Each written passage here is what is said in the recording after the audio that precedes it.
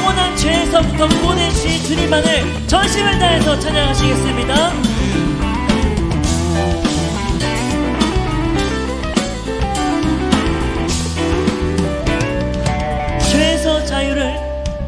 죄에서 자유를 얻게 함은 보혈의 능력 주의 보혈 시험을 이기는 승리되니 참 놀라운 능력이 우리 2절로 고백합니다. 육체의 정욕을 이기는 보혈의 능력 주의 보혈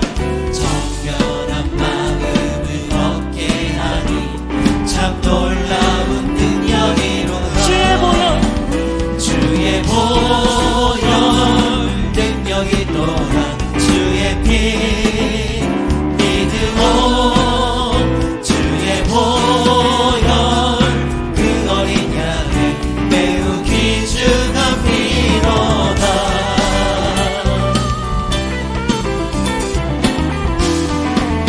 눈보다 더 희게 밝히는 것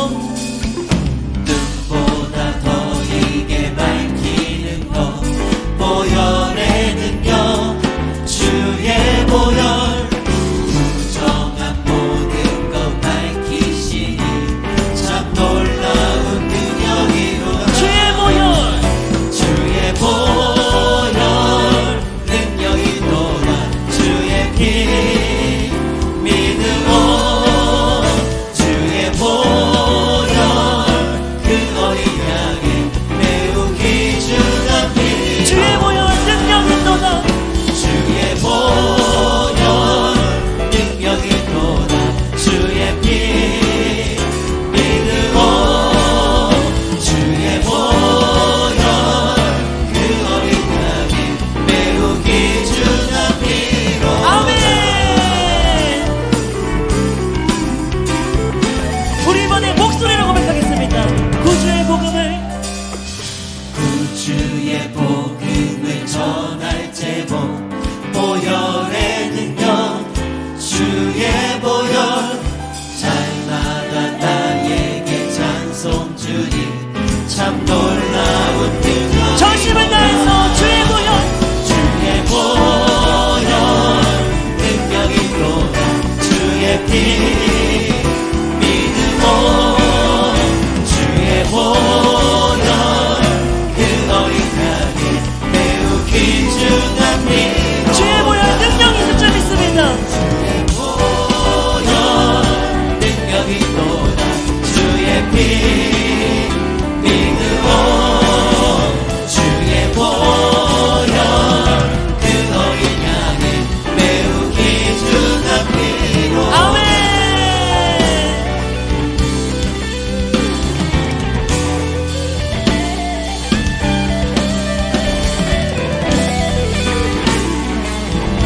네, 우리의 능력이 되시는 주님의 보혈을 전심을 다해서 찬양합니다. 할렐루야.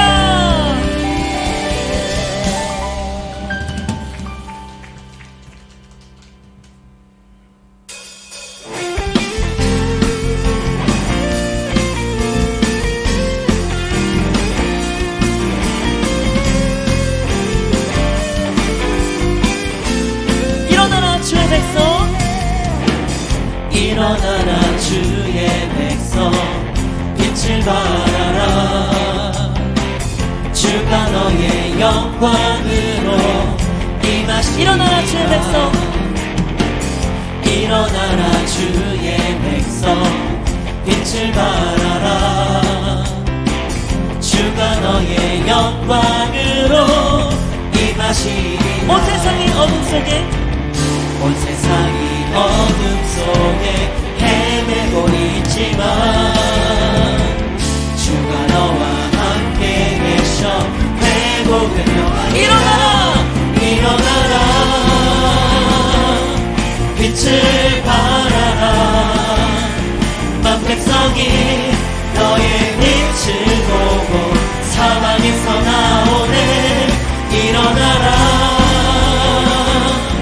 빛을 발하라 난 백성이 자유하라.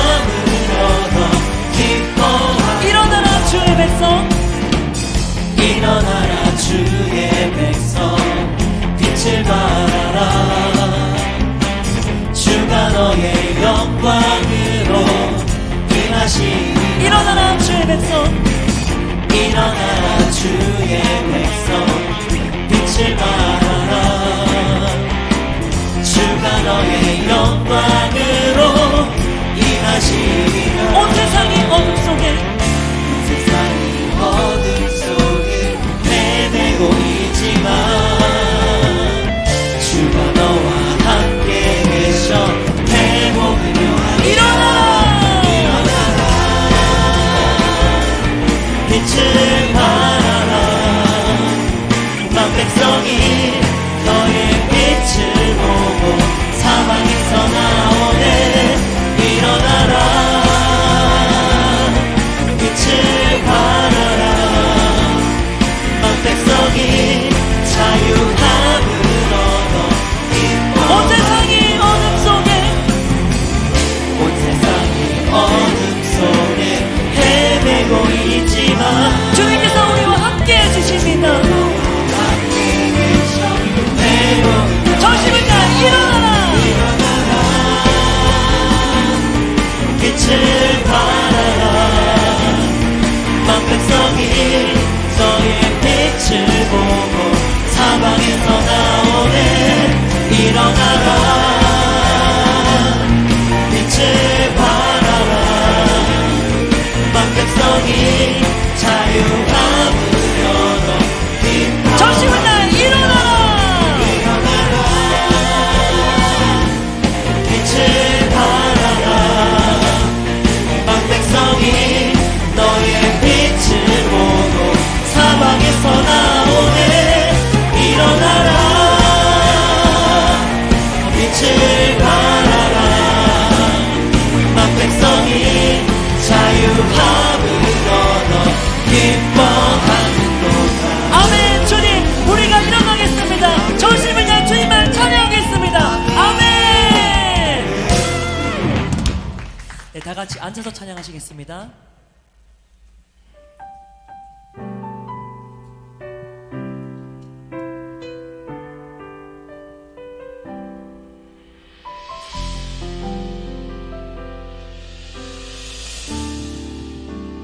이곳에 임하신 이곳에 임하신 하나님 나라 가난한 마음으로 바라보리라 먼저 그 나라 그 뜻 구하며 나의 삶 드리니 주님이 맡기신 주님이 맡기신 하나님 나라 믿음의 눈으로 바라보리라 하늘의 뜻이 이 땅 가운데 완성될 그날까지 믿음 다하여 믿음 다하여 그 위에 서리라 하나님의 나라는 무너지지 않으리 믿음 다하여 그 나라 세워가리라 주님 곧 오실 때까지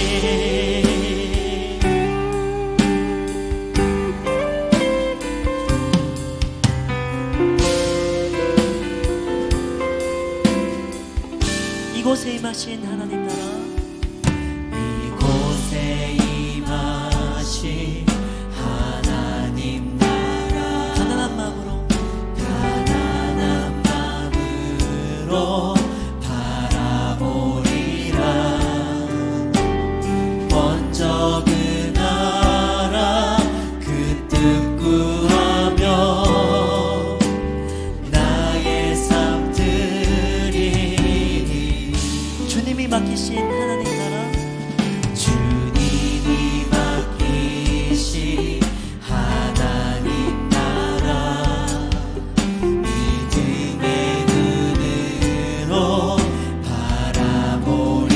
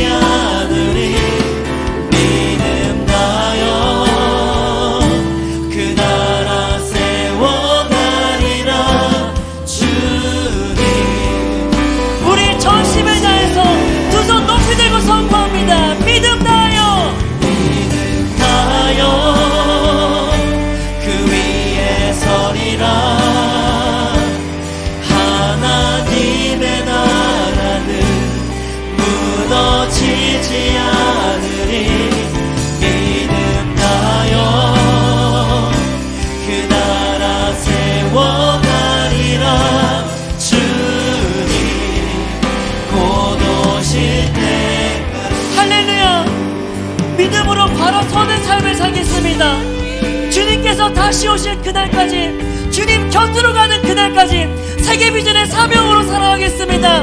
우리 주님께서 주신 사명을 위해서 전심을 다해서 기도하시겠습니다. 주여,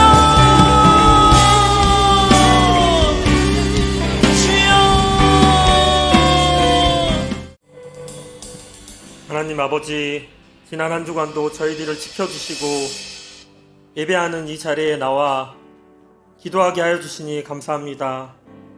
어느 곳에 있든지 무엇을 하든지 저희들 항상 지켜주시고 인도하여 주셔서 어지러운 세상 가운데서도 주님의 은혜 가운데 항상 거하게 하여 주시니 감사합니다. 주님, 우리의 모습을 돌아보면 날마다 받고 있는 은혜를 알지 못하고 불평하며 살아가고 있습니다. 주님 앞에 바로 서지 못하는 저희들을 긍휼히 여기시고 은혜를 베풀어 주시옵소서. 삶의 중심이 하나님이 되게 하여 주시고 예수님을 닮아가는 삶을 살게 하시옵소서. 세상 속에서 빛과 소금이 되는 저희들의 삶이 되게 하여 주시고 기쁨과 감사와 찬양이 매일의 삶 가운데 넘치게 하시옵소서. 주님 앞에 날마다 감사로 기도하고 진실로 회개하는 저희들의 삶이 되게 하옵소서.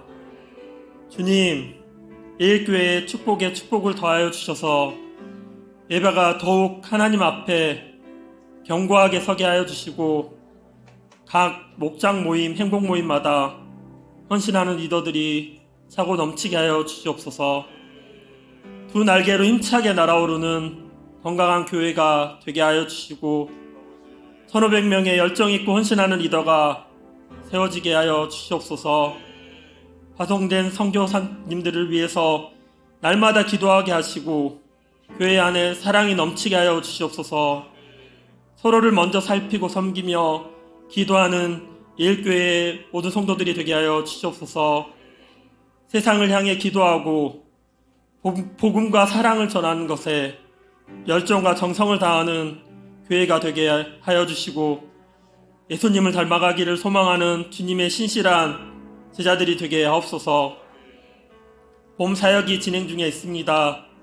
각 사역들이 더욱 힘을 얻게 하시고 모두가 열정으로 사역을 감당하게 하시옵소서. 행복모임 리더들이 성령 충만하여 영적으로 무장되게 하시고 담대하게 복음을 선포하게 하시며 열매 맺게 하옵소서. 사역과 훈련 가운데 성령 충만을 더하셔서 모두가 하나 되어 비전과 열정으로 사역과 훈련을 감당하게 하옵소서. 각 기관마다 모든 영역에서 부족함이 없도록 축복하여 주시고 교회의 재정 또한 채워주셔서 날마다 차고 넘쳐 선한 일에 부족함이 없게 하옵소서. 모두가 선한 일꾼이 되어 세상 가운데 선한 영향력을 발휘하는 건강하고 열정 있는 예일교회가 되게 하옵소서. 우리나라를 위해서 기도합니다. 고물가와 고금리, 경제 불황으로 어렵고 힘든 가운데 있습니다. 나라의 위정자들이 국가와 국민을 위해 바로 설 수 있게 하시고 모두가 하나 되어 지혜롭게 잘 헤쳐나갈 수 있도록 인도하여 주시옵소서. 하나님, 북한을 위해서 기도합니다. 선교의 길이 열리고 복음에 의한 자유통일이 이루어지게 하옵소서. 악한 세력들이 하루속히 하나님 앞에 회개하게 하시고 우리 민족이 하나 되어 하나님을 찬송하며 하나님 인도하심 아래 있게 하옵소서. 우크라이나와 러시아와의 전쟁이 하루속히 종결되게 하여 주시옵소서. 저들을 긍휼히 여기시고 잘못된 것들을 깨달아 회개하며 전쟁이 평화의 모습으로 마무리되게 하옵소서.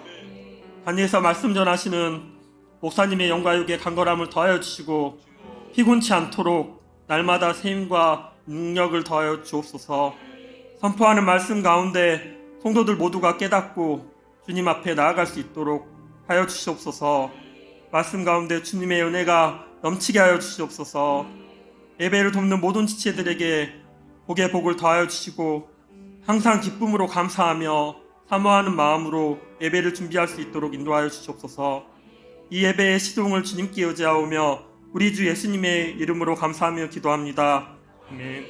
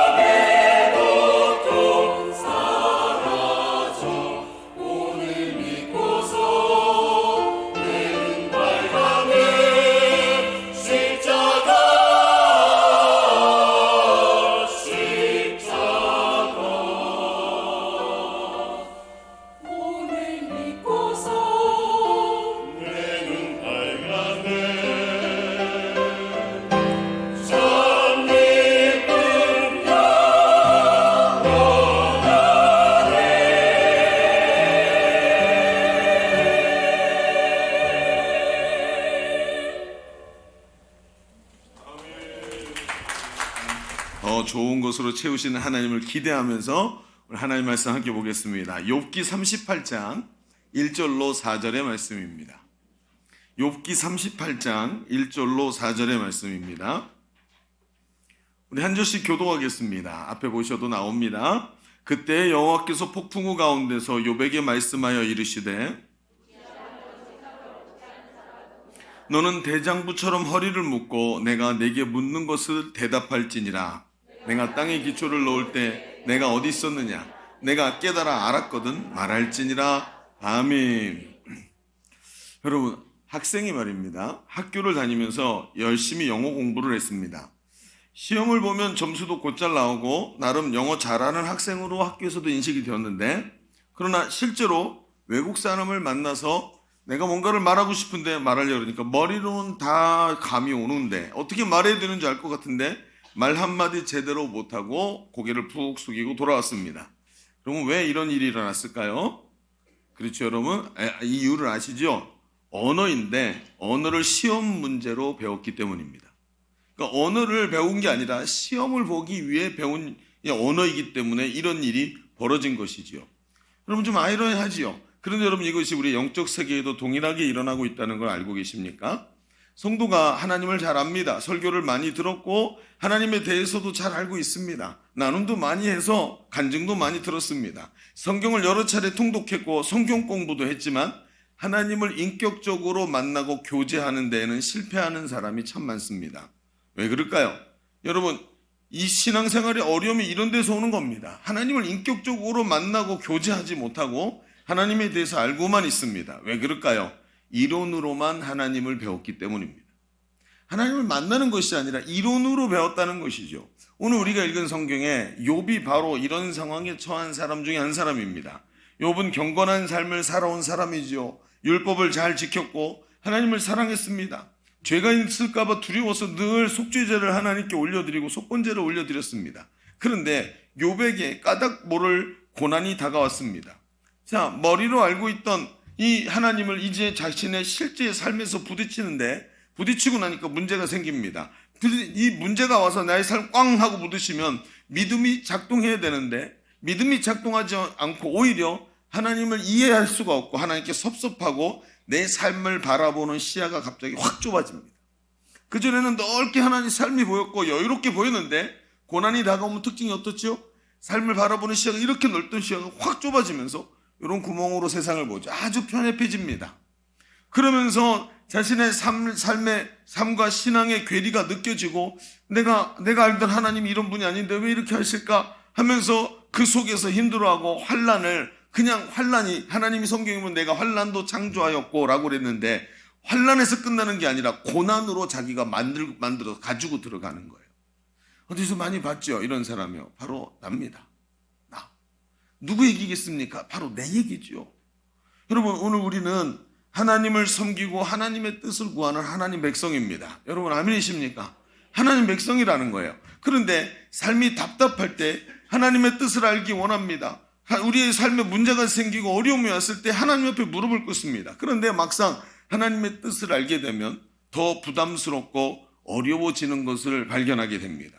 왜 그러냐면 머리로는 아는데 알게 된 것을 삶으로 따라가야 되는데 따라주지를 않는 거예요. 삶으로 살아내야 되는데 알고 있는 게 삶으로 나타나질 않습니다. 그러니까 어떤 일이 자꾸 벌어지죠? 안 되니까 듣고도 못 들은 척하고 하나님의 뜻을 어렴풋이 깨닫고도 모르는 척하는데 익숙해지기 시작합니다. 그리고 어떻게 합니까? 하나님의 섭리와 하나님의 주시는 감동을 자꾸 묵살하는 태만의 자리에 자꾸 가게 돼요. 태만. 하나님이 감동을 주셨고 오늘 주일날도 설교 말씀으로 하나님 깨닫게 해주셨는데 알아듣고도 행동하지 않는 태만의 자리로 자꾸 가게 되는 겁니다. 여러분 특별히 고난 가운데 있을 때 앞에도 말씀드린 대로 하나님을 사랑하고 하나님을 알지만 오히려 우리 마음속에 있는 믿음이 전혀 작동하지 않고 속이 딱 하나님 앞에 틀어져서 마치 삐진 사람처럼 그렇게 하고 오히려 기도의 자리를 멀리하고 예배 시간도 등한시하고 하나님 몰라요. 하나님 알아서 해보세요. 이렇게 말하고 있는 우리 자신을 보지 않습니까?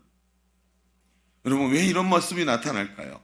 오늘 우리는 우리 자신의 영적인 현실과 좀 마주서려고 합니다. 아마 좀 오늘 말씀은 우리 삶을 좀 적나라하게 자꾸 이야기하기 때문에 거북하고 부담스러울 수 있습니다. 그러나 여러분 알고 계시죠? 적나라하게 발견해야 문제는 고쳐지는 겁니다.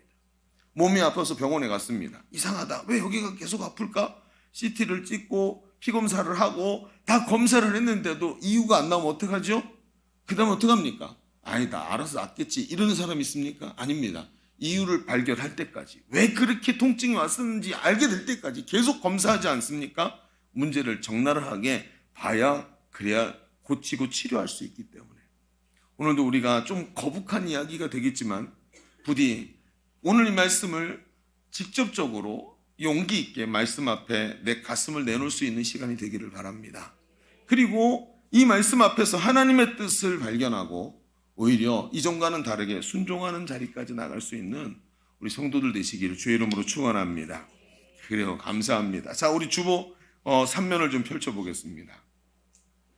오늘 주보 3면에 보면 그래서 안목을 열어주시는 하나님의 질문이라는 제목으로 오늘 두 가지 이야기를 같이 나눌 텐데 첫 번째 이런 겁니다. 우리가 환난 가운데 하나님의 뜻을 발견하기 위해서 하나님의 섭리를 보는 안목이 열려야 합니다. 우리가 환난 가운데 있지만 하나님의 뜻을 발견하기 위해서 우리는 하나님의 섭리를 보는 안목이 열려야 합니다. 라고 같이 한번 적어놓고 이야기를 나눠보십시다. 하나님의 섭리를 보는 안목이 열려야 한다. 무슨 얘기일까요? 여러분 하나님은 오늘 말씀에 드디어 욥 앞에 자기 모습을 딱 드러내십니다. 지금 오늘 우리가 읽은 말씀이 지금 어디입니까? 38장이죠. 욥기가 쭉 지내오면서 욥기에서 욥과 욥의 친구들 그리고 엘리후라는 사람 계속 논쟁을 하는 장면이 그 속에 가득 있는데 그 논쟁 속에서 하나님이 입을 다물고 침묵하고 계시다가 드디어 38장에서 하나님이 딱 하고 욥 앞에 나타나신 장면이죠. 그리고 예수님이 하나님께서 첫 마디로 2절에 이렇게 얘기합니다. 2절을 읽어볼까요? 시작. 무지한 말로 생각을 어둡게 하는 자가 누구냐. 참 기가 막히죠. 하나님이 욥아 내가 여기 있다. 많이 고생했지? 힘들었지? 근데 말이다. 이렇게 말하는 게 앞뒤가 맞을 것 같은데 하나님이 갑자기 지금까지 속에 담아뒀던 말을 아우 그러다 탁 말하는 사람처럼 갑자기 본론으로 들어가십니다. 그래가지고 욥을 정확하게 꾸중하시는 말씀을 하십니다. 욥이 고난 중에 자신의 무지한 말로 자기 생각을 어둡게 만들었다는 거예요. 여러분 사람의 생각이 어떻습니까? 사람의 생각이 마치 봄날 대청소하기 위해서 창문을 다 열어놓은 집안과 같습니다. 이쪽에서 바람이 불면 이쪽에서 바람이 들어와서 저쪽 창문으로 나가는 거고, 저쪽 대문에서 바람이 불어서 저 뒷문으로 나갑니다. 사람의 생각이 그렇죠. 하루 종일 수많은 잡다한 생각들이 오갑니다. 부정적 생각, 파괴적 생각, 더러운 생각, 별의별 생각, 좋은 생각, 순종하는 생각 왔다 갔다 하지요. 그런데 여러분, 중요한 게 있습니다. 생각이 들어왔다가 다 나가는 건데 그 중에 어떤 생각을 잡을 거냐 하는 게 문제인 겁니다. 여러분, 생각을 잡는 방법이 뭔지 아십니까? 말로 하는 겁니다. 수많은 생각 중에 어떤 생각을 말로 내뱉을 것이냐. 긍정적인 말을 하면 긍정적인 생각이 우리의 마음속에 자리 잡습니다. 할렐루야. 그런데 있잖아요, 오늘 하나님 뭐라 그러십니까? 그 생각 중에 잘 알지 못하는 수많은 뒤틀어진 감정을 입으로 말해서, 즉 알지 못하는 무지한 말로 입으로 말해서 그 말이 내 귀에 들어가고 내 마음에 들어가서 내 생각 자체를 어둡게 만들어 놓는 그런 바보가 누구냐라고 말씀하시는 거예요. 욥은 자신이 처한 환경에서 나오는 부정적인 생각을 붙잡았고 그것을 말로 뿜어내면서 자신의 생각을 어둡게 만들었던 것입니다. 여러분, 여기서 우리가 잠깐 보고 넘어갈 수 있는 게 있죠. 여러분, 우리는 그래서 항상 어떻게 해야 됩니까? 200% 긍정적인 말을 해야 될 줄로 믿습니다. 여러분, 가만히 생각해보면 잘 되고 있네 이렇게 생각되는데 우리는 그렇게 말하지 않습니다. 뭐라고 말합니까? 잘 되고 있습니다. 기도하면 어떻게 된다고요? 더 잘 됩니다. 여러분, 이게 200% 긍정적인 생각 아니겠습니까? 말 아니겠습니까? 그리고 나니까 나도 긍정적이 되고 내 삶 주변도 긍정적으로 변하면서 하나님도 그곳에서 일하게 되시는 것입니다. 여러분, 긍정적인 말을 하시기를 주 이름으로 축원합니다. 자, 이런 얘기는 좀 뒤로 해놓고 다시 본론으로 돌아가 보죠. 자, 하나님께서 욥에게 이렇게 말씀을 딱 해버리셨는데 중요한 것은 왜 하나님께서 욥에게 이런 말씀을 하셨는가입니다. 욥은 자신에게 온 고난의 문제에 대해서 하나님을 만나서 직접 하나님께 듣겠다라고 얘기했습니다. 아니, 내가 의롭게 살았고 정결하게 살려고 노력했는데 왜 나에게 이유를 모를 환난을 주시는가? 내가 마치 악하게 살아도 하나님은 나에게 관심이 없으실 것 같다. 이 문제에 대해서 남들이 나한테 왈가왈부하는 소리는 듣고 싶지 않고 하나님을 만나서 하나님께 직접 들어야 되겠다라고 생각을 하고 말했다는 거예요. 그랬더니 오늘 본문에 하나님께서 욥에게 직접 나타나셔서 말씀을 하십니다. 그러면서 드디어 하나님의 뜻을 듣게 되죠. 하나님의 뜻을 듣게 되는데 듣고 나서 더 큰 문제가 발생합니다. 왜요? 하나님의 계획과 하나님의 뜻을 알게 됐는데 그분의 뜻을 듣고도 실행할 수 없는, 이해할 수 없는 이상한 상황에 자기가 놓인 거예요. 무슨 얘기냐? 자, 여러분 4절을 읽어봅시다. 4절부터 시작해서 하나님이 계속 질문을 합니다. 자, 4절에 이렇게 써 있습니다. 같이 읽어볼까요? 내가 땅에 기초를 놓을 때 내가 어디 있었느냐? 내가 깨달아 알았거든 말할지니라. 자, 하나님이 이 얘기를 시작으로 해서 무슨 얘기냐? 하늘, 땅, 낮, 밤, 세상에 있는 동물, 식물, 이 모든 하나님께서 가셔서 일하고 계시고 하나님께서 붙잡고 계시고 지금도 운행하고 계시는 하나님이 일하시는 자리들을 쫙 보여줍니다. 그러고 나서 욥이 깨닫지요. 욥은 이슬과 얼음에 대해서 모르고 어떻게 이슬이 내리다가 서리가 생기는지 알지 못하고 만들 수도 없지만 하나님은 사람이 살지도 않는 광야에 비를 내리시고 저 들녘에 들나귀와 사슴이 새끼를 낳는 것도 하나님이 인도하고 계시더라는, 세상 모든 곳에 하나님이 섭리를 하고 계시는 거예요. 이걸 하나님이 계속 말씀하십니다. 욥이 듣고 싶은 얘기를 하는 게 아니라 하나님이 어떤 분이신지를 계속 얘기합니다. 그런데 이상하게 욥이 이걸 들으면서 점점 깨닫습니다. 아하, 하나님의 손이 닿지 않는 곳이 없구나.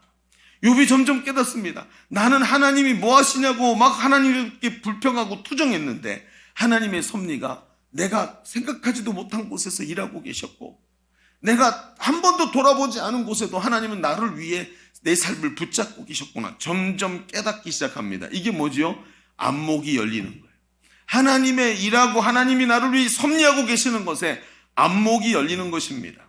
여러분, 이제서야 알게 됩니다. 욥은 말입니다. 욥도 이미 알고 있었지만, 하나님이 이렇게 일하시는 분인지 알고 있었지만 욥은 어느 순간 자기 고난에 매여서 하나님의 섭리가 보이지 않는 곳에 가서 서 있었던 것입니다.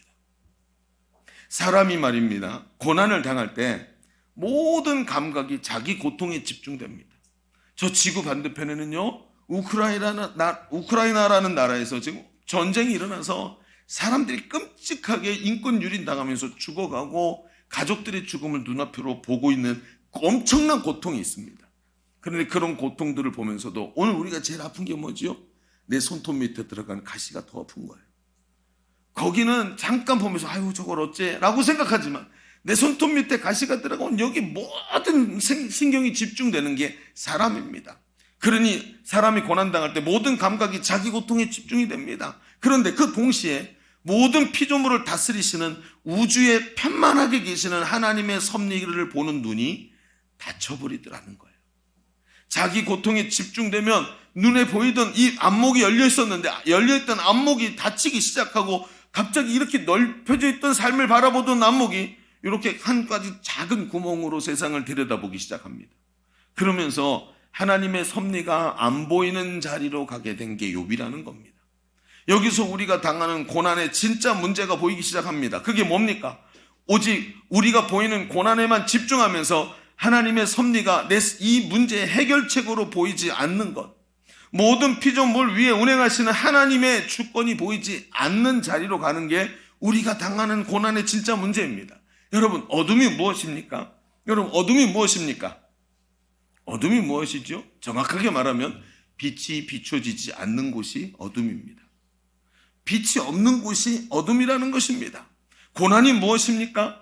하나님, 죄악 세상에 살면서 하나님의 긍휼이 이 세상에서 죄 때문에 죄 가운데 살면서 결국은 죄 가운데 죽어가다가 멸망당하고 죽임당하는 게 정상인데 하나님의 은혜의 빛이 죄 가운데 비쳐서 죄 가운데 있는 사람이 마치 그 빛 가운데서 소망을 보며 살아가는 것이 바로 오늘 우리의 삶인 것이고 그 하나님의 빛이 없어진 것이 바로 고난이라는 것입니다.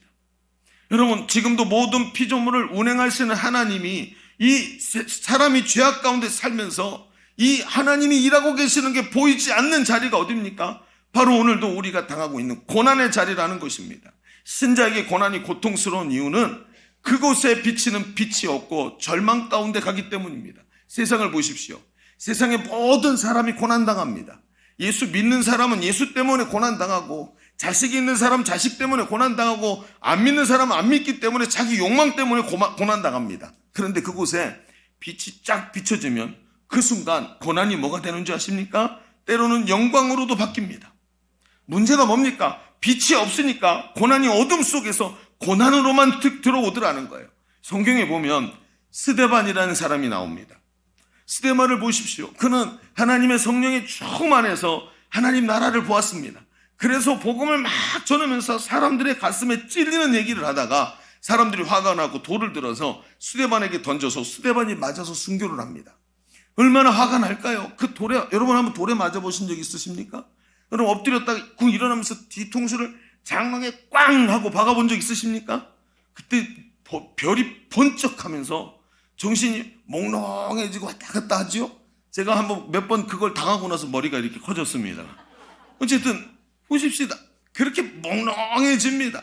근데 돌에 맞았으니 얼마나 화가 날까요? 머리에서 피가 뚝뚝 흐르면서 이제는 정신이 몽롱해서 제가 죽음이 코앞에 왔는데 이렇게 말합니다. 보라, 저기 하나님 보좌 우편에 우리 예수님이 서 계신 것이 보인다. 보좌 우편이 어딥니까? 하나님의 아들이요, 통치자라는 뜻입니다. 근데 그곳에 예수님이 서 계신 게 딱 보이는데 은혜의 빛이 거기에 하나님이 일하시고 계시는, 자기를 기다리고 계시는 예수님의 모습이 딱 보이는데 지금 순교가 뭐가 돼요? 고난이나 참을 수 없는 화가 나고 분노가 나는 것이 아니라 주님 앞에서 가장 영광스러운 자리가 되더라는 거예요. 뭐가 비치니까요? 하나님의 섭리의 빛이 비치니까요. 보이기 시작하니까요. 여러분, 여기 우리가 당하는 고난의 진짜 문제가 보인다고 했지요? 고난의 문제가 뭡니까? 하나님이 비춰주시는 섭리의 빛이 보이지 않을 때 고난이 참을 수 없는 어려움이 되는 것입니다. 그런데 말입니다. 하나님이 나와 함께 하시고 하나님이 이 땅에서도 지금도 내 앞에서 일하고 계시는 게 보이면 고난이 뭐라고요? 오히려 영광이 되지 않던가요? 예수님은 세상에서 제자들이 당할 고난을 알고 계셨습니다. 이제 하나님께로 돌아가셔야 되는데 이제 하늘과 땅의 모든 권세를 가지신 예수님이 이제 제자들과 함께 하실 수가 없는 거예요. 그러고 나니까 예수님은 뭐라 그러십니까? 제자들에게 말씀합니다. 내가 이제 가면 너희가 나보다 더 큰 일을 해야 되는데, 더 많은 일을 해야 되는데 수많은 사람들이 너희를 죽는 데다 내어주고 심지어 자식이 부모를 팔게 되고 이런 일이 벌어질 텐데 너는 어떻게 하면 좋니? 라고 말씀하시다가 예수님이 어떻게 하셨냐면 기다려라. 내가 가면 너희를 돕는 보혜사가 오실 것이다. 그분이 누굽니까? 바로 성령이십니다. 보혜사라는 이름 자체가 우리를 돕는 분이라는 것입니다. 제자들은 말입니다. 예수님이 말씀하신 대로 다락방에서 함께 기도하다가 성령 강림을 체험합니다. 그리고 나서 그들에게 안목이 확 열립니다. 하나님이 일하시는 게 보이는 안목이 열립니다. 그들은 더 이상 두려워하지 않습니다. 목숨을 아까워서 두려워서 숨어 다니질 않습니다. 여러분, 그때 일어났던 베드로의 안목을 한번 보십시다. 베드로가 사람들이 많이 다니는 성전에 올라가서 자기 습관대로 성전에 기도하러 올라가다가 성전 미문에 앉아있던 안진뱅이를 만납니다. 근데 베드로의 안목이 확 열립니다. 하나님의 일하심이 보이는 눈이 보입니다. 그랬더니 뭐라고 얘기합니까? 그 구걸하는 사람이 앉아서 은과 금, 내게 조금만 은과 금을 나눠달라고 적선해달라고 얘기를 하는데 그에게 말합니다. 은과 금은 내게 없어도 내게 있는 것으로 내게 준다. 아니 여러분, 세상의 눈으로 봅시다. 은과 금이 없는데 네가 가진 게 뭡니까? 세상에서 제일 중요하다고 말하는 게 없는데 네가 저 사람에게 무슨 도움을 줄 수 있겠느냐 말이야. 저 사람이 원하는 게 돈인데 너는 돈이 없는데 저 사람을 어떻게 줄 수 있느냐라고 말하는 거예요. 그런데 안목이 열리니까 달라집니다. 베드로의 안목이 얼마나 열렸는지를 여기서 보여줍니다. 그의 안목이 열리자 지금 이 자리에 임하신 성령이 어떻게 일하기를 원하시는지가 그의 눈에 보이기 시작합니다. 저 사람을 살리려면 저 사람에게 몇 푼 구걸해서 돈 줘서 돈으로 먹고 사는 게 아니라 오늘 하나님의 앞에 성전에 왔는데도 태어나면서부터 한 번도 그 성전에 들어가 보지도 못하고 선정 미문에 앉아서 구걸하면서 거룩하신 하나님을 만나지도 못하는 저 사람이 오늘 일어나서 자기 발로 성전에 들어가야 된다는 거예요. 그러니 저 사람을 살리는 게 뭡니까? 오늘 성령이 깨닫게 하시는데 돈이 아니라 나사렛 예수 그리스도 이름으로 일어나 걸으라. 그의 일어나서 걸으면서 예수 그리스도가 그에게 행하실 일들이 뭐예요? 오늘 베드로의 눈에 보이기 시작했다는 것입니다. 그게 무엇입니까? 안목이 열린 사람에게 일어나는 일입니다. 오늘 여러분, 우리에게 안목이 열리기를 주의 이름으로 축원합니다. 성령이 오셔서 안목이 열리니까 오늘도 하나님이 하시고자 하는 일이 보이는 겁니다. 오늘도 행복모임에 나갔는데 안목이 열리니까 내 앞에 있는 이 사람을 오늘 하나님께서 회복시키기를 원하시는 걸 깨닫기 시작하고 그 안목을 열어서 담대하게 복음 전하는 역사가 일어나는 것입니다. 오늘 우리 인생에 고난이 있습니다. 고난의 안목이 열리면 그때부터 빛이 비치기 시작하는 것입니다. 여러분, 고난의 진정한 문제가 무엇입니까? 빛이 비치지 않는다는 게 문제라는 거예요. 안목이 닫혀서 하나님이 일하시는 게 보이질 않는 거예요. 그러니까 고난에서 그 다음 가야 할 길을 모르는 겁니다. 여러분, 욥의 문제가 무엇입니까? 자기 문제에 집중해서 성령이 도와주시는 은혜를 받지 못하고 고난에 몰입되다 보니까 빛이 비치지 않는 자리에 가서 하나님의 섭리를 보는 안목이 딱 닫혀버렸다는 것입니다. 여러분, 성령이 오시면 우리를 도우실 줄로 믿습니다. 성령이 오시니까 그때부터 조명해 주십니다. 이게 조명기계를 딱 켜면 어두운 곳이 딱 밝아지듯이 조명을 해 주시니까 갑자기 보이기 시작합니다. 내 처지와 어려움에 집중되어 있던 것이 딱 열리기 시작하더니 주변에 하나님께서 하실 일들이 보이며 믿음이 작동하기 시작합니다. 지금까지 내 영혼이 묶여가지고, 여러분, 영혼이 묶이는 것을 소울 타이라고 합니다. 영혼이 넥타이처럼 꽉 묶였다는 거예요. 영혼이 꽉 묶여서 살아가던 사람이 내 처지에 묶였고 내 심파극에 묶였고 내 문제에 묶여있던 사람이 소울 타이를 당해서 꼼짝 못하던 사람이 성령님이 오셔서 묶임을 풀어내시니까 자유와 해방을 걷기 시작합니다. 두려움이 없어집니다. 고난을 이길 힘이 생깁니다. 고난은 있지만 항상 고난은 넘어가는 것이고 고난은 이겨내고 하나님의 축복으로 받아들이는 역사가 일어나는 것입니다. 이게 오늘도 하나님 우리에게 말씀하시는 거 아닙니까? 여러분, 오늘 우리가 서 있는 자리가 어디입니까? 무지한 말로 생각을 어둡게 하는 자가 누구냐? 혹시 이 무지한 말로 고난 때문에 못 살겠다고, 하나님은 왜 내 고난을 돌아보시지 않느냐고 말하는 사람은 혹시 우리 중에 저는 없다고 생각합니다. 일어나서 성령의 도우심을 받아서 안목이 열리고 하나님이 일하시는 걸 보고 그 하나님의 일하심과 함께 나가서 승리하는 성도들 되시기를 주의 이름으로 축원합니다. 여러분, 우리는 지금까지 우리가 환난 가운데 섭리를 보는 눈이 열려야 한다는 주제로 말씀을 나눴습니다. 왜 우리가 하나님께 섭섭한 마음이 드는 걸까요? 그것은 자기 고통에 몰입해서 하나님의 섭리를 보는 눈이 닫혀버렸기 때문입니다. 하나님께서 내가 보지 못하는 곳에서도 나를 위해 일하고 계시는 분임을 보지 못하고 자신에게 몰입하면 오해가 생기고 하나님께 섭섭해지는 것입니다. 오늘도 성령이 우리의 안목을 열어주시고 영혼의 묶임을 풀어내셔서 섭리를 보고 승리하는 성도의 삶이 될 줄로 믿습니다. 자, 그런데 이런 이야기들을 쭉 펼쳐나가면서 우리 가운데 질문이 하나 옵니다. 목사님, 그렇죠. 섭리라는 얘기는 수도 없이 들었습니다. 그렇습니다. 하나님 우리의 삶을 섭리하시고 우리에게 하나님의 모든 이 관심을 절대로 끊어내시지 않으신다는 걸 우리는 잘 알고 있습니다. 그런데 목사님, 이 섭리를 보는 안목이 열려서 하나님의 일하심을 본다고 내 현실의 문제가 다 해결되는 겁니까? 그렇죠, 여러분? 사실은 욥도 그랬습니다. 문제는 해결되지 않습니다. 여러분, 이 스데반도 오십시오. 하나님의 섭리를 봤다고 죽던 스데반이 갑자기 살아나던가요? 아닙니다. 스데반은 그냥 순교했습니다. 안목을 열어주신다고 실제적으로 우리의 삶에 변하는 게 그럼 뭡니까? 하나님은 여전히 자기 뜻대로 하시지 않습니까? 하나님의 뜻은 분명한데 오늘 하나님의 뜻은 계속 진행될 것이고 여전히 내 문제는 내가 해결해야 되는 거 아닙니까? 안목을 열어줘도 그저 우리의 삶에 변화되는 거 크게 없는 것 같습니다. 여러분, 우리는 말입니다.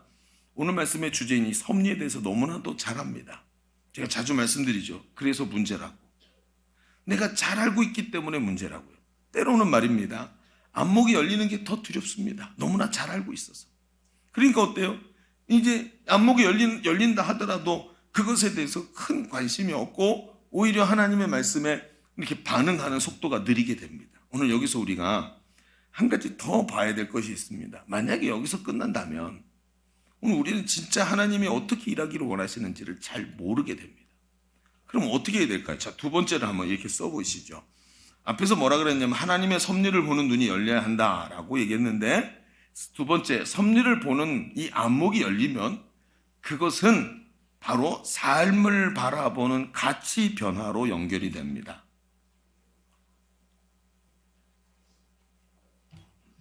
자, 섭리를 보는 안목이 열리면 그 다음에 어디로 간다고요? 삶을 바라보는 가치의 변화로 연결이 됩니다. 이게 무슨 얘기인지 한번 보십시다. 우리가 읽은 욥기 38장은 이제 하나님께서 나타나셔서 쭉 말씀하시는 장면들이 38장 그 뒤에도 계속 연결이 되는데 뒤로 갈수록 하나님의 질문이 계속 진행됩니다. 하나님이 질문을 수도 없이 하세요. 많이 하시는데 그 질문이 어디로 가냐면 자연 현상들로 넘어갑니다. 그래가지고 22절 이하에 가면 22절 이하에 하나님께서 너 우박을 만들 줄 아냐? 네가 우박을 내가 저장해놓은 창고를 봤냐? 응? 광명을 네가 움직일 줄 아냐? 동풍을 네가 불 줄 아냐? 동풍. 홍수를 네가 조절할 줄 아냐? 홍수를 여기까지만 홍수를 내고 여기 이상 못 들어와 하고 네가 홍수의 경계를 정해본 적 있니? 이러면서 이야기를 하는. 그러면서 비, 얼음, 그 날씨지요? 날씨에 대해서 얘기를 하십니다. 그 다음에 31절에 넘어오셔서 별자리에 대해서 얘기해요. 누가 별자리를 저렇게 묶어놨느냐? 응? 그렇죠. 별자리가 이렇게 움직이는 걸 사람들이 늘 보니까 그러면서 하늘의 질서, 즉 계절의 변화가 별자리하고 연결이 돼 있지 않습니까? 자, 생각해 봅시다. 고대인들에게 날씨와 계절은 뭐하고 연결이 돼 있는 줄 아십니까? 수확하고 연결이 돼 있습니다. 고대인들이 그 시대 사람들이 농사를 지었는데 날씨와 계절은 수확하고 연결이 직결돼 있어요. 심지어 지금 이제 목축업을 하는 사람들도 마찬가지입니다. 여기는 풀이 아무데나 있는 게 아니에요. 비가 오면 며칠 있다 골프장처럼 파릇파릇 올라옵니다. 근데 비가 안 오잖아요. 그냥 바위예요, 바위. 비가 오는 것과 안 오는 것은 완전히 천지 차이가 돼버리는 겁니다. 그런데 보십시다. 그러면 어떻게 되죠?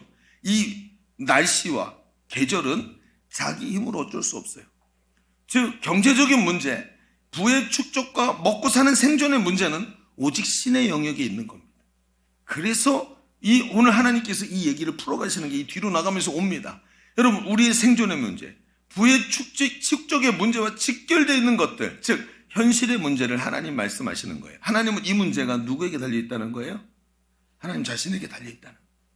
네가 비 한 방울 내리게 못해도 그때 내가 너의 밭에 비를 내리게 하고 네 앞마당에 비를 내리게 하고 네 양이 먹게 만드는 거예요. 그게 나다. 근데 네가 지금 하나님이 어디 있느냐, 왜 하나님 나한테 관심이 없느냐라고 말하고 있구나, 이 얘기인 것입니다.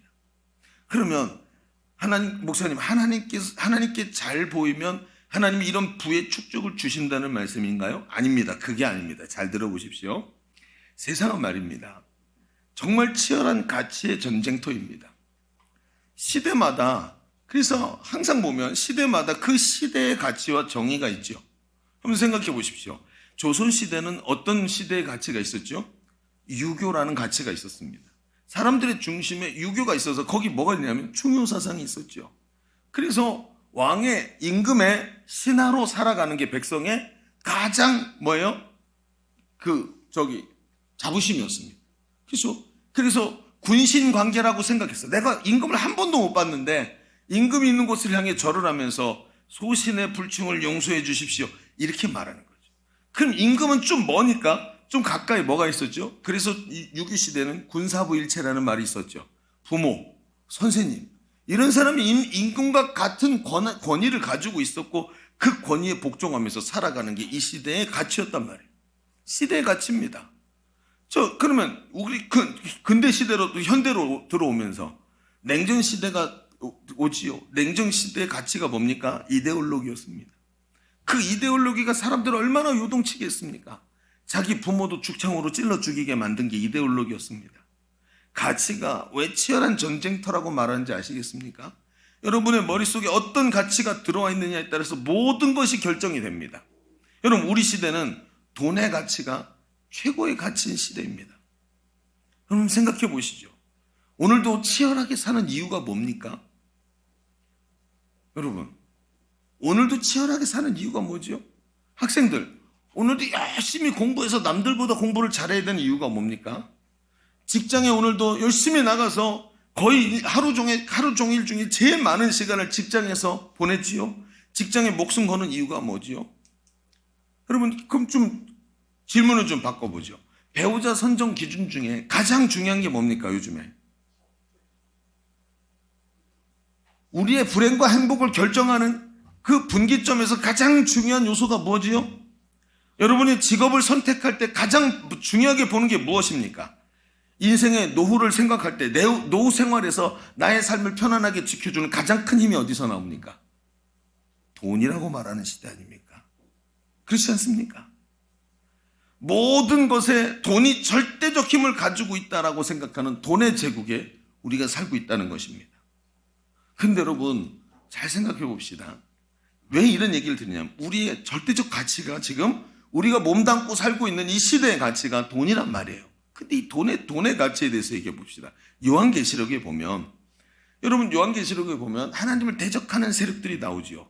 그 중에 용이 있고 짐승이 있고, 그리고 그 짐승이 부리는 짐승과 함께 뭐가 있냐면 열국의 왕들을 미혹한 음녀 바벨론의 권세가 나옵니다. 근데 이 음녀 바벨론이 왕들을 미혹을 하고 사람들을 미혹해서 이 음녀의 이 매력에 쏙 빠지게 만들어서 그 음녀가 시키는 대로 하고 음녀를 졸졸 쫓아다니면서 이제 하는 거예요. 그런데 이 음녀 바벨론의 권세가 뭔지 아십니까? 그게 돈의 권세입니다. 돈으로 사람들을 미혹하고 돈의 매력에 사람들이 빠져들어가서 거기서 사족을 못 씁니다. 그런데 이 요한계시록은 이 짐승에 의해서, 그 짐승이 이 음녀 바벨론을 부렸는데 이 짐승에 의해서 이 돈의 권세, 음녀 바벨론이 망하는 장면을 보여줍니다. 근데 요한계시록 18장 15절에 이런 말씀이 있어요. 같이 읽어볼까요? 18장 15절 시작. 바벨론으로 말미암아 치부한 이 상품의 상인들이 그의 고통을 무서워하여 멀리 서서 울고 애통하여 이르되 화이또다 화이또다 큰 성이여 세마포 옷과 자주 옷과 붉은 옷을 입고 금과 보석과 진주로 꾸민 것인데 그러한 부가 한 시간에 망하였도다. 여러분 이게 뭐라고요? 이게 돈의 실제 주소입니다. 여러분 돈이 무엇입니까? 우리는 돈의 시대를 사는 우리에게 성경은 아주 강력한 가르침을 줍니다. 돈은 절대적 힘을 가진 것처럼 보이지만 그것이 얼마나 임시적이고 상대적인지 우리는 성경이 말하는 것을 듣습니다. 돈이 어떻습니까? 그 부가 1시간 만에 망했대요. 여러분, 음녀 바벨론이 뭐라 그랬는지 아십니까? 나는 늙지 않는다, 나는 영원하다 하면서 사람들에게 계속 자신에 대해서 여러분 PR을 했습니다. 근데 그 음녀 바벨론이 망할 때, 음녀가 망할 때 자기를 세워놓은 짐승에 의해서 망합니다. 그러면서 말합니다. 돈이 얼마나 연약한 기반을 가지고 있는지 봐라. 그러면서 하루에 망했답니다. 여러분, 돈의 제국이라고 표현해도 될까요? 그만큼 강력할까요? 절대적 힘을 갖고 있는 게 돈이라고 표현해도 될까요? 여러분, 이 속에 세상을 움직이는 절대 파워가 하나님이 아니라 세상에 있고 돈에 있다라고 사탄이 거짓말하고 있는 그 가치가 돈의 가치가 아닙니까? 오늘 우리가 하는 얘기를 들어보십시오. 우리가 이 땅에 살아가면서 돈의 가치가 굉장히 중요하다고 말하지만 사실은 돈은 말입니다, 오늘도 하나님의 섭리가 가장 강력한 절대 힘이 아니라고 말하는 사탄의 거짓말이 바로 돈의 힘 속에 들어 있습니다. 핵심은 치열한 가치의 정쟁터 그곳에서 하나님의 주권을 인정하느냐 못하느냐의 문제에 달려 있다는 것입니다. 여러분, 우리 삶을 보십시오. 여러분, 우리가 살아가는 돈의 모습을 보십시오. 돈은 말입니다, 하루에도 주가 총액이 휙휙 날아가는 게 돈의 핵심 아닙니까? 돈의 중심 자리에 서 있는 것에 대해서 보십시오. 음녀 바벨론과 너무나도 닮아 있는 것이 돈의 모습 아닙니까? 돈은 오늘도 우리를 속입니다. 나는 절대로 망하지 않는다. 그런데 그 가치가 우리 머릿속에 들어와 있어요. 돈이 말합니다. 나는 절대 망하지 않는다. 근데 그 가치를 받아들였어요. 그러니까 어떻습니까? 돈이 우리에게 가장 중요한 가치가 됐습니다. 앞에서 신자가 안목이 다치는 순간에 대해서 말씀을 드렸습니다. 자기 고통에 몰입되면 안목이 다치고 하나님의 섭리가 안 보인다 그랬습니다. 그리고 돈의 권세가 이 고난의 문제를 해결할 수 있다고 하는 마귀의 거짓말이 들린다고요. 이게 뭡니까? 바로 소울타이입니다. 영혼이 묶이는 겁니다. 여러분, 성경에 보면 부자 청년 관원 한 사람이 예수님을 찾아왔습니다. 이 사람은 자기 영혼의 공허함이 가장 큰 문제였습니다. 종교적으로 완벽한 삶을 살았습니다. 그래서 율법 중에 지키지 않은 게 하나도 없었고 어려서부터 이 율법을 지켰고 부자였고 게다가 젊었습니다. 여러분, 부자인데 젊다, 이거 완전히 대박 아닙니까? 근데 게다가 뭐라 그래요? 여러분, 이게 관원이 권세까지 가지고 있어요. 세상에서는 부족한 게 아무것도 없는 사람이었습니다. 그런데 이 영혼이 공허한 거예요. 내가 구원 받았는지 천국 가는지 알 수가 없는 거죠. 그러다가 이 청년이 예수님의 소식을 듣고 예수님께 자기 문제를 가지고 나왔습니다. 예수님이 이 청년의 문제를 정확하게 아시고 이 청년의 문제의 핵심을 탁 찝으시죠. 마태복음 19장 21절에 이렇게 말합니다. 예수께서 이르시되 내가 온전하고자 할진대 가서 내 소유를 팔아 가난한 자들에게 주라. 그리하면 하늘의 보화가 내게 있으리라. 그리고 와서 나를 따르라 하시니, 자기 돈이 가장 큰 문제니까 이 돈이 너를 막고 있구나. 이 돈을 다 팔아서 다른 사람들에게 줘라. 그러면 이 돈이라는 보화가 아니라 하늘의 보화가 너에게 있을 거다. 하나님 바꿔주신다는 거예요. 돈 환전해 주시듯이 하늘의 것으로 바꿔주시겠대요.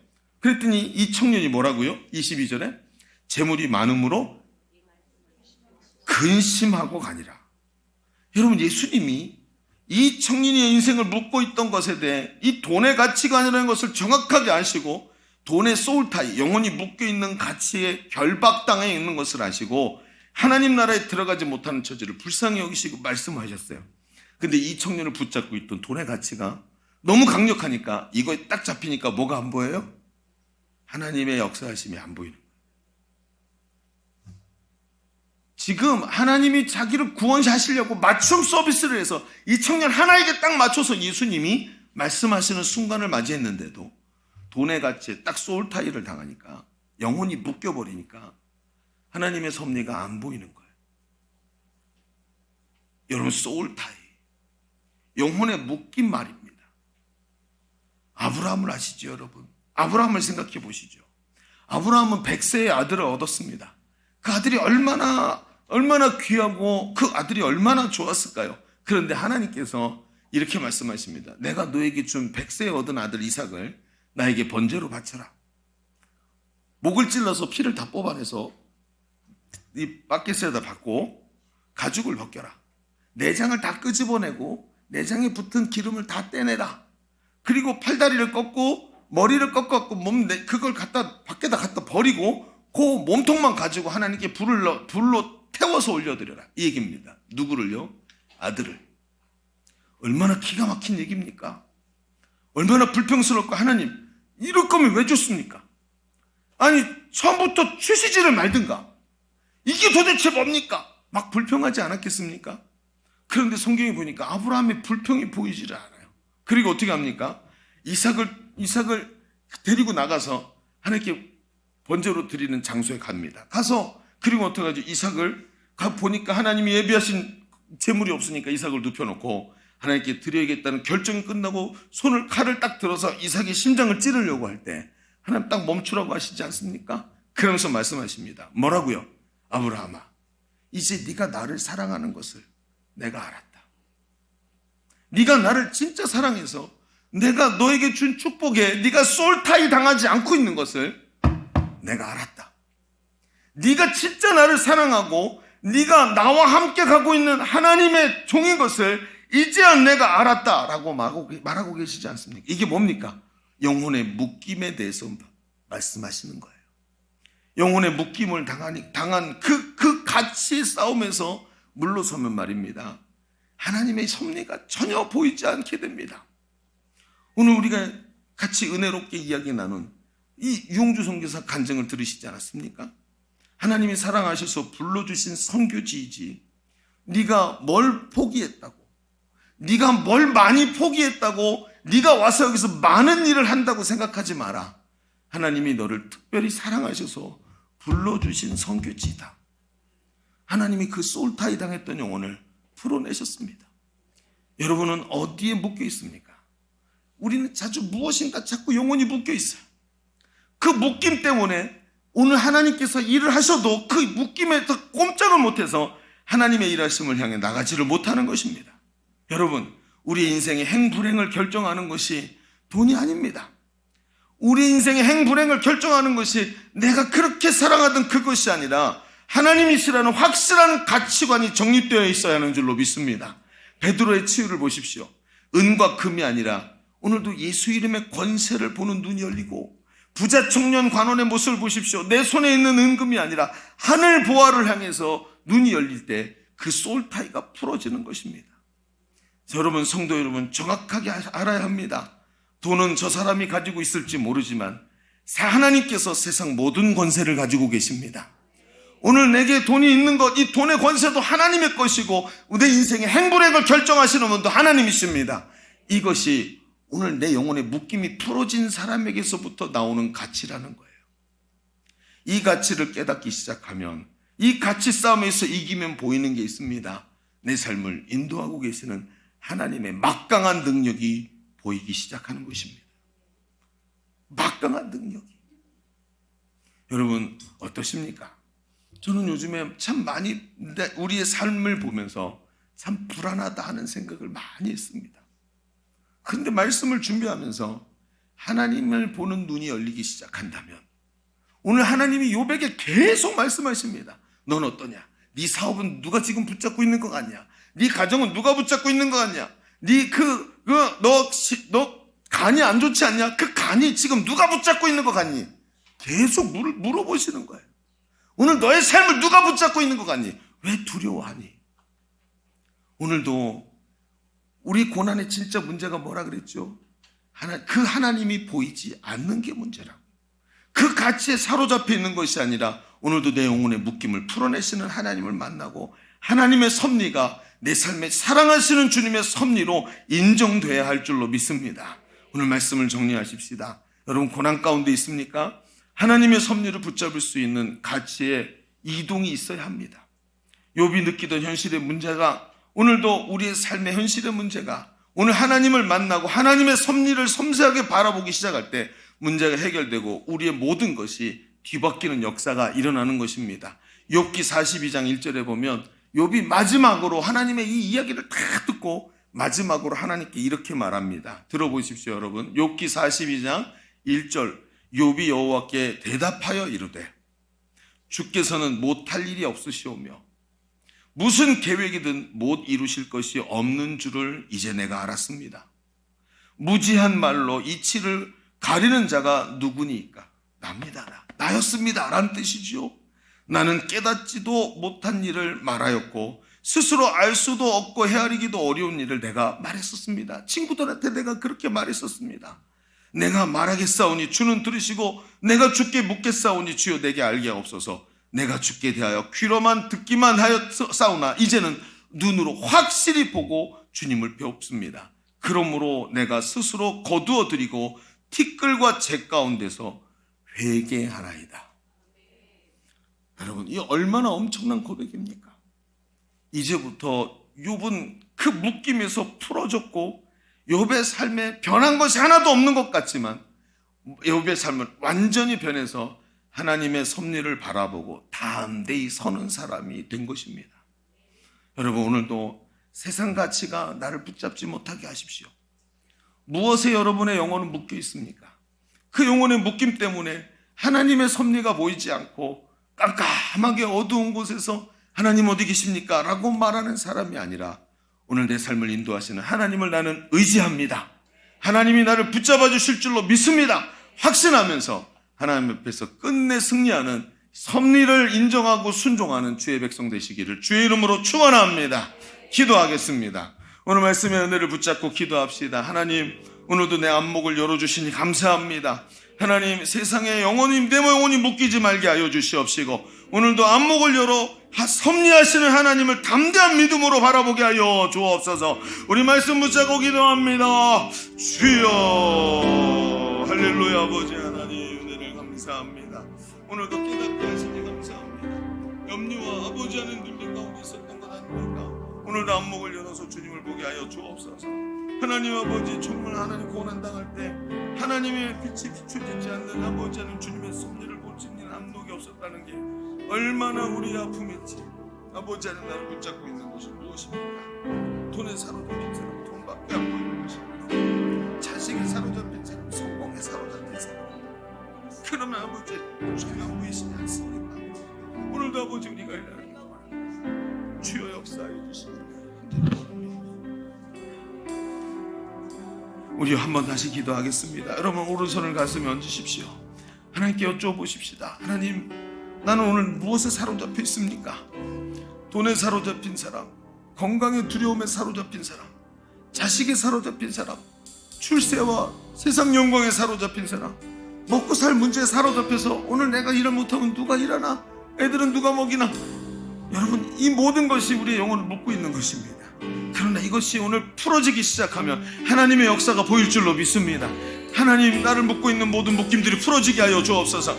내 영혼을 묶고 있는 것들을 다 하나님께 맡겨드리게 하여 주시옵시고 염려와 근심이 아니라 섭리하시는 하나님께 내 삶을 맡겨드리는 자가 되게 하여 주옵소서. 우리 낱낱이 고백하며 기도합니다. 주여, 할렐루야. 아버지 하나님, 주님을 바라고 오늘 내 영혼을 붙잡고 있는 것이 무엇입니까? 아버지 하나님, 내 영혼을 붙잡고 나를 오늘도 아버지 염려와 근심으로 끌고 가는 것은 무엇입니까? 아버지 하나님이 섭리하시고 일하고 있었는데 하나님이 보이지 않고 아버지 하나님, 내 세상만 사로잡혀서 염려와 근심에 매어서 오늘도 나를 살아가게 만드는 것은 무엇입니까? 하나님, 그것을 주님께 맡겨드립니다. 내 건강의 문제, 가정의 문제, 장래의 문제, 아버지 내 영혼의 문제를 주님께 맡겨드립니다. 아버지 자녀의 문제, 하나님, 나를 지금도 붙잡고 내 영혼을 붙잡고 있는 이 아버지 문제들 주님 손에 맡겨드립니다. 주님 붙잡아서 주님께 맡겨드립니다. 주님 붙잡아 주옵소서. 주님 손에 맡겨드립니다. 주님 역사하여 주옵소서. 하나님, 세상같이 함을내지 말게 하시고 오늘도 아버지 하나님 모든 것을 내려놓고 하나님 역사하여 주옵소서. 하나님 아버지 바뀌게 하여 주옵소서. 변화되게 하여 주옵소서. 하나님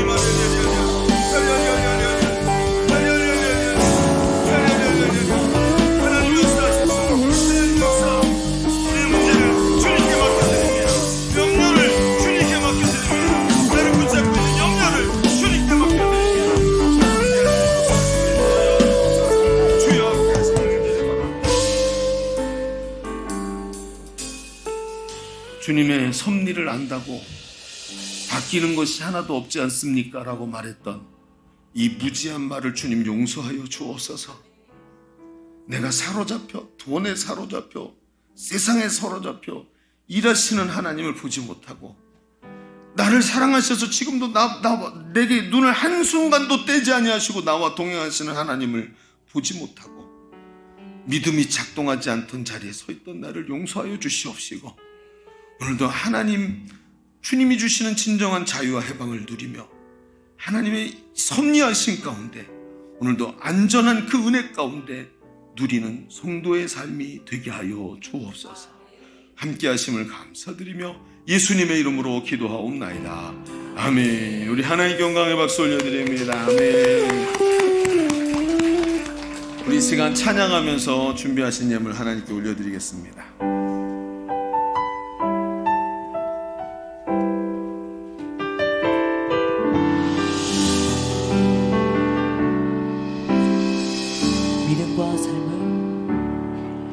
믿음과 삶을 살아내는 실력이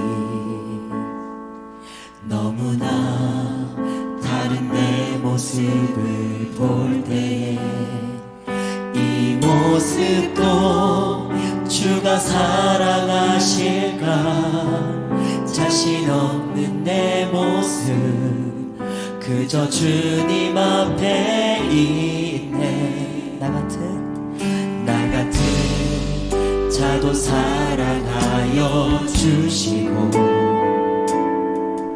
한 번도 나를 떠나지 않으셨네.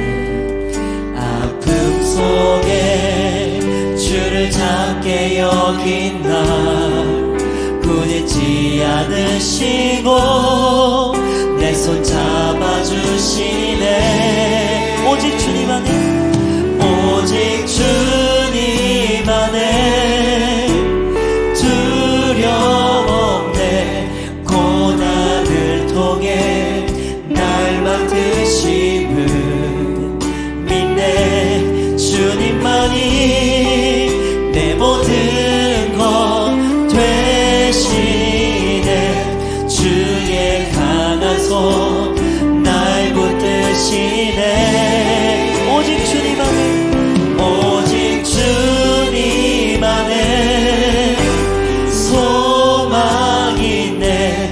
내 삶을 통해 영광 받으신 주님만이 내 모든 것 되시네. 주의 선하심 나 노래하네. 나 같은 자도 사랑하여 주신 주님을 찬양합니다. 나 같은 자도 사랑하여 주시고 한 번도 나를 떠나지 않으셨네. 아픔 속에 주를 작게 여긴 날 꾸짖지 않으시고 내 손 잡아주시네. 오직 주님 안에, 오직 주님 안에 두려움 없네. 고난을 통해 날 만드심을 믿네. 주님만이 내 모든 것 되시네. 주의 강한 손 날 붙드시네.